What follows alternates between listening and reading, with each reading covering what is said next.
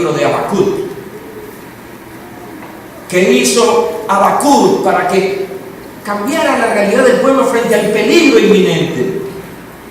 Oh Jehová, ¿a quién le habló? A Dios. Oh Jehová, aviva tu obra en medio de los tiempos, hazla conocer. Él sabía, Habacuc perfectamente como profeta de Dios sabía que el único que podía avivar al pueblo, darle vida al pueblo, meter al pueblo en la candela del avivamiento era el Señor. Y nosotros, quiero decirles que muchas veces nos desesperamos cuando vemos la apatía de la gente. Y digo nosotros los pastores, cuando vemos la apatía de la congregación frente a los programas, a las ideas, a los proyectos evangelísticos, misioneros, sociales, queremos que la gente se involucre, pero hay apatía, no vamos a mover ese pueblo con nuevas ideas. Hay que buscar a Dios. Hay que ir a Dios, porque no hay otra manera de que las cosas puedan cambiar en la iglesia.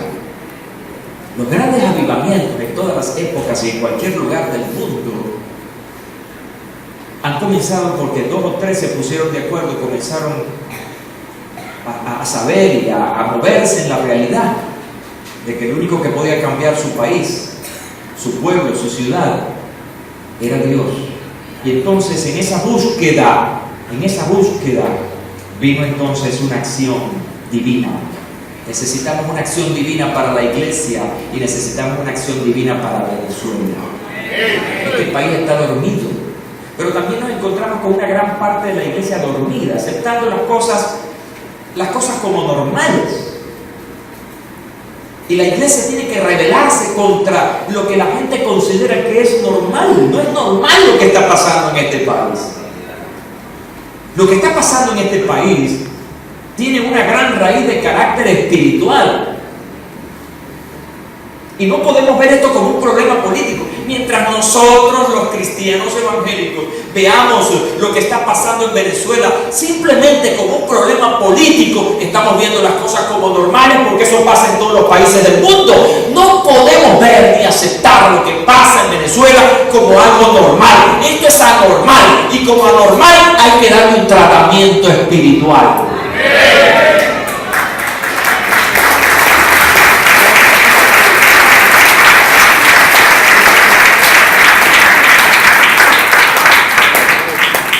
No era normal que ellos después de 15 años no habían hecho nada por la casa de Dios. Eso era normal. Pero realmente había un problema de fondo y eso había que resolverlo. Primero, oyendo la palabra de Dios y luego meditando sobre ella para que entonces hubiera un resultado. Y ese resultado entonces fue la activación. Estudios científicos dicen que mientras uno duerme, el único sentido que permanece alerta es el oído. Así que mientras este pueblo estaba dormido, espiritualmente hablando, había un medio a través del cual llegar a ellos para despertarlos, y era el oído. Así que la palabra de Dios entró al oído y llegó al corazón de este pueblo. Según Strong, que es un traductor, dice que la palabra despertó que aparece en este pasaje tiene que ver con levantar, provocar, excitar, incitar, motivar o sencillamente abrirle los ojos a alguien. Y es una palabra que se repite mucho en el Antiguo Testamento, 75 veces. Y generalmente es una figura que tiene que ver con el águila excitando a sus polluelos, tratando de que sus polluelos ya alcen el vuelo. Cuando un águila está tratando de que sus polluelos ya dejen el nido, ese procedimiento es despertarlos. Tiene que ver con excitarlos a salir de su comodidad. porque el nido es calientito, me traen la comida a la hora. Chévere, eso es un estado de acomodamiento, que también puede traducirse como un estado de sueño o adormecimiento. Es como cuando el instrumento suena. Cuando el instrumento suena y trae el ritmo, ¿qué pasa? La gente comienza, el más discreto comienza a empezar a mover la patita, ¿verdad? Bueno, la figura de despertar tiene que ver incluso con eso. Así que hay un despertar. Está despertándose al pueblo, y es precisamente porque hay una activación. Se comienzan a hacer las cosas. Ahora, yo quiero que tomen estos datos aquí que son importantes, porque es necesario aplicarlo a nuestras vidas. Del versículo 11 al versículo 14 se mencionan algunos actores importantes en todo esto. Y esos actores, aparte obviamente de Ageo, que es el profeta, y del Señor Jehová, que es quien está produciendo todo esto, tenemos varios nombres. Tenemos el nombre de Zorobabel, pero no solamente tenemos un nombre, también tenemos una posición. Era el sumo sacerdote. Y luego entonces tenemos a Josué. Zorobabel, perdón, era el gobernador, y tenemos a Josué, que era el sumo sacerdote. Así que tenemos no solamente nombres, sino también posiciones: el gobernador de la provincia, el sacerdote, y luego tenemos un tercer actor, que es el pueblo en general. Así que hay tres objetivos de parte de Dios y su profeta para llegar a Dios. Esa palabra tenía que llegar a esos tres objetivos: al poder civil, el gobernador, una representación importante, pero también tenía que llegar al poder religioso, el sumo sacerdote Josué, y luego tenía que llegar a la sociedad civil, como llamamos hoy en día, ¿no? La sociedad civil, que es el pueblo. ¿Hasta dónde puede llegar el poder de la palabra de Dios? A cualquier elemento. El mundo político puede ser trastornado por la palabra de Dios. El mundo religioso puede ser trastocado por el poder de la palabra de Dios. Y un pueblo puede ser transformado por el poder de la palabra de Dios. Pero es necesario que se produzca algo. Mire, me encanta esta expresión: despertó Jehová el espíritu. Importante la palabra espíritu. Y en cada uno de estos actores dice que Dios despierta el espíritu de Zorobabel, despierta el espíritu de Josué y despierta el espíritu del resto del pueblo. Fíjense que es importante que diga el resto del pueblo. Lo que significa es que tanto el gobernador como el sumo sacerdote formaban parte del pueblo, pero que tenían ciertas posiciones que tenían que ver con responsabilidades hacia el pueblo. Espíritu. ¿A qué espíritu se refiere? Vamos a analizarlo. No los estoy fastidiando, ¿verdad? No. Vamos a analizar algunas cosas aquí.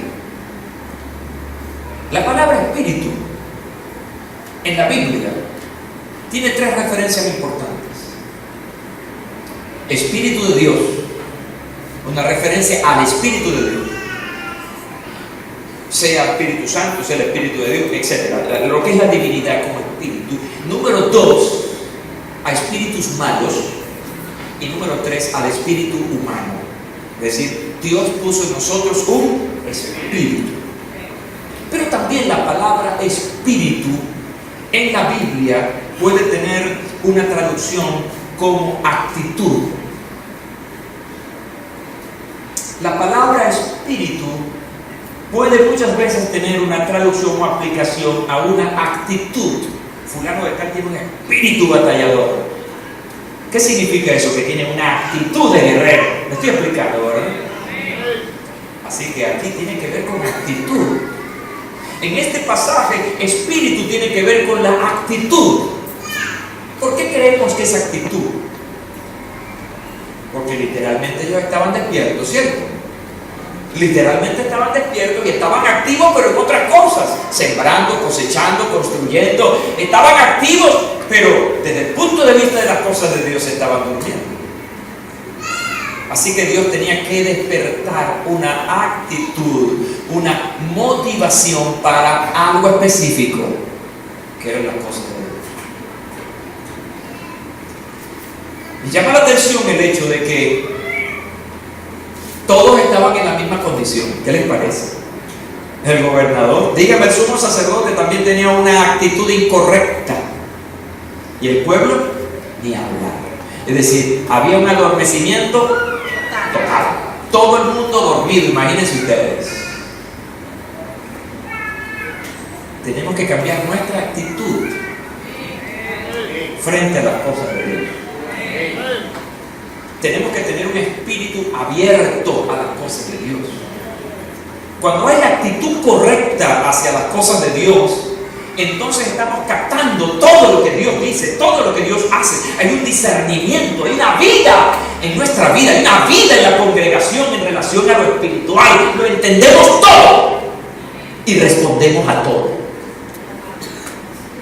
Ellos no lo entendían, por lo tanto no estaban respondiendo. Estaban totalmente indiferentes a las cosas de Dios. Mira esto. Mientras ellos dormían, no trabajaron en la casa de Dios. Estaban indiferentes a eso porque habían otros intereses. ¿Y sabe cuál era uno de los grandes intereses de ellos? La comodidad. Así que lo primero que hicieron fue construir casas artesonadas, lo cual significa casas bien hechas. La palabra artesonadas significa que fueron casas hechas de manera artística, o sea, con buenas terminaciones, buenas casas. Así que la prioridad de ellos fueron sus intereses. Y voy a decirles algo esta mañana. Cuando en un país, cuando en una sociedad se vive lo que se está viviendo en Venezuela, de escasez, de inflación, de inseguridad, nadie está pendiente de otro. Como dicen los americanos, los gringos, los imperialistas. Cada quien para su servicio. Es decir, cada quien lleve su almuerzo. Es decir, cada quien está defendiendo lo poco que tiene porque realmente no hay más nada. Y eso es grave. Para nosotros como hijos de Dios eso es grave. Porque en momentos como estos es cuando nuestro espíritu debe estar alerta y saber qué es lo que debemos hacer. No convertirnos en pichirres ni en egoístas, al contrario, sabemos que hay una situación difícil, entonces estamos llamados a compartir.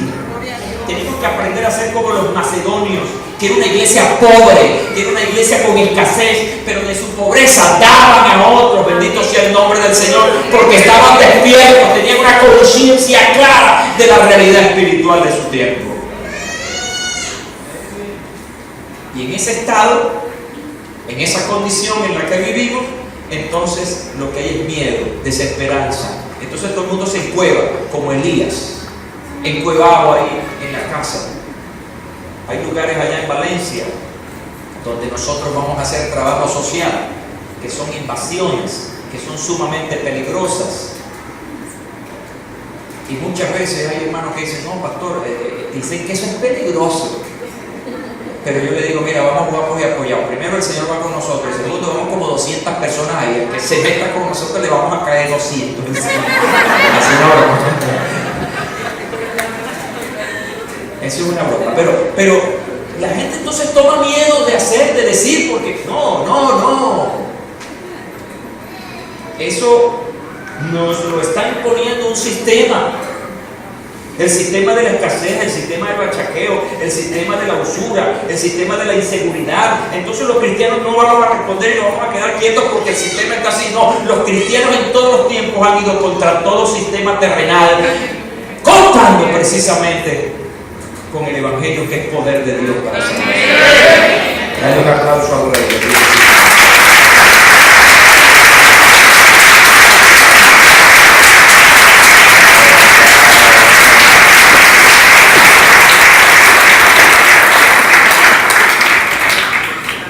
23 días transcurrieron entre la proclamación del primer mensaje de Ageo y la reanudación de las obras de construcción del templo. quiere decir que tuvo un efecto, y rápido. ¿Por qué? Bueno, porque pasaron 15 años inactivos y en 23 días se activaron y comenzaron a poner por obra el trabajo de reconstrucción del templo. Voy a terminar planteándome una pregunta y compartiéndola con ustedes. ¿Qué impide la activación? ¿Qué impide el que podamos despertar? ¿Qué es lo que a muchas personas les está manteniendo en ese estado de letargo, de indiferencia, de un cambio de actitud? El espíritu del pueblo dormía por el hábito de posponer, diga, posponer. Posponer es dejar de hacer algo y transferirlo a otro momento, a otro tiempo. Y ahí vamos en una especie de círculo vicioso. Hoy no, mañana sí, pero mañana no, y luego sí. Estamos en ese proceso. Y pasa el tiempo y finalmente no se hace nada. Entonces ellos habían caído en un mal hábito de posponer las prioridades. Así ha hablado Jehová de los ejércitos diciendo: este pueblo, dice, no ha llegado aún el tiempo de que la casa de Jehová sea reedificada. Para ellos, en su mente, en su apreciación, no era el tiempo. Qué terrible cuando nosotros andamos en nuestros tiempos y no andamos en el tiempo de Dios. Qué tremendo, qué grave es cuando nosotros somos los que ponemos las horas y es Dios quien realmente el que ha puesto y determina los tiempos. El espíritu, ese mal hábito de posponer las cosas estaba permitiendo que ellos se mantuvieran dormidos. Mientras posponemos, estamos dormidos. Y eso aplica todo en la vida, ¿saben? ¿Cuántos meses hace de diciembre, contando enero? ¿Cuántos meses van? 5 meses. El 31 de diciembre usted hizo algunas propuestas y golpeaba el piso así. Este año sí. Este es mi año. El año para comenzar la carrera. Voy a comer de todo el 31, pero a partir del 1 comienzo la dieta.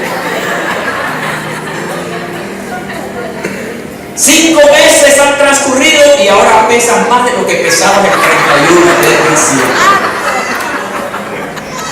Pero cada mañana que te levantas y te agarras los cauchos, dices, mañana comienzo.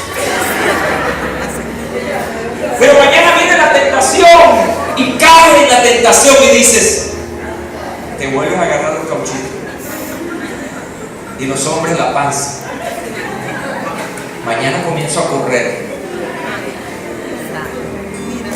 La última vez corrió porque me iban a atracar y salió un millón.